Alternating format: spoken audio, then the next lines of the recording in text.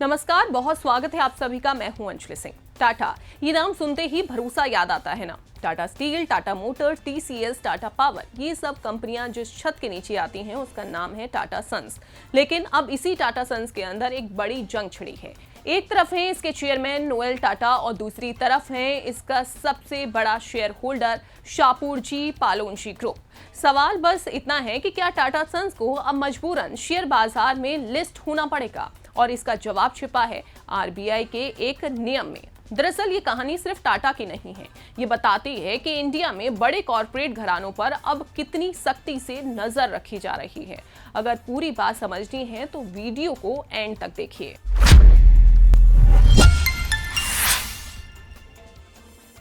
Tata sons अभी तक एक अनलिस्टेड कंपनी है, यानी इसके शेयर फिलहाल शेयर मार्केट में ट्रेड नहीं होते, लेकिन टाटा सन्स के भीतर से ही इसे लिस्ट करने की मांग उठ रही है।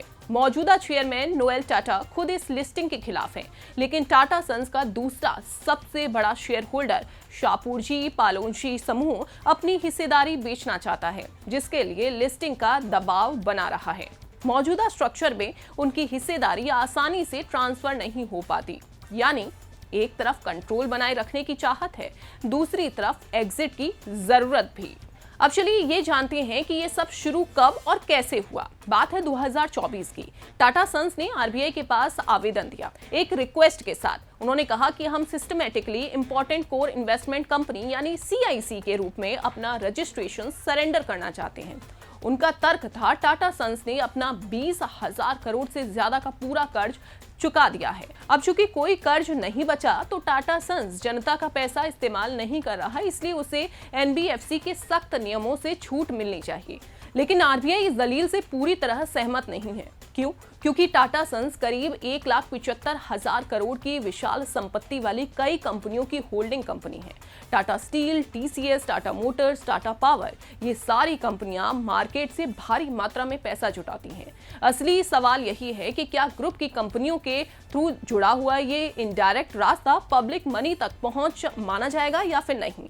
अब आती है सबसे जरूरी बात, आरबीआई ने आखिर किया क्या।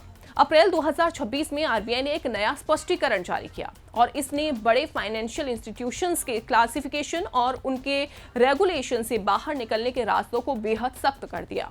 अब आरबीआई सिर्फ किसी कंपनी की अकेली बैलेंस शीट नहीं देखता, बल्कि पूरे कॉर्पोरेट ग्रुप के अंदर सभी इंटरनल रिलेशनशिप्स की बारीकी से जांच करता है।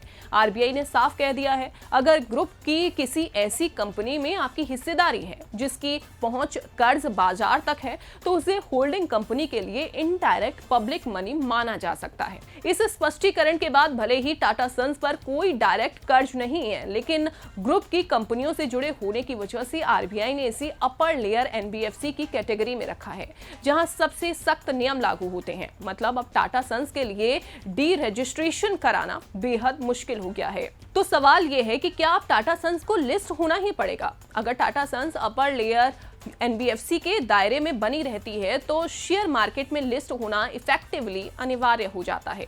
आरबीआई के मानदंडों के अनुसार इस कैटेगरी की कंपनियों को एक निश्चित समय सीमा के भीतर लिस्ट होना पड़ता है, ताकि बाजार में अनुशासन और ट्रांसपेरेंसी बनी रहे।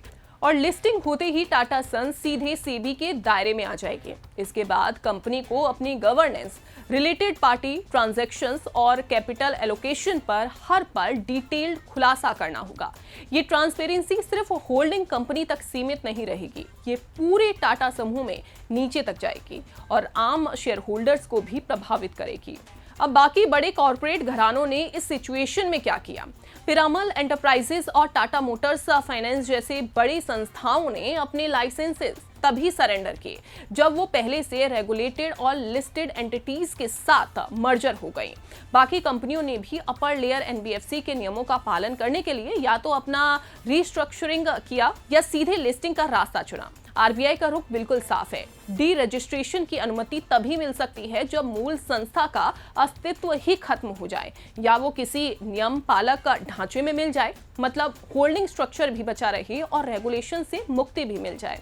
इस चालाकी को केंद्रीय बैंक ने पूरी तरह खारिज कर दिया है। टाटा सन्स अब एक ऐसे मोड़ पर खड़ी है जहां से बचना शायद मुश्किल है। आरबीआई के सख्त नियमों ने उसे ऐसी कैटेगरी में डाल दिया है जहां लिस्टिंग के अलावा कोई आसान रास्ता नहीं बचा। और ये सिर्फ टाटा की कहानी नहीं दिखाता है, भारत में अब बड़े कॉर्पोरेट ग्रुप्स के लिए छिपने की जगह कम होती जा रही है।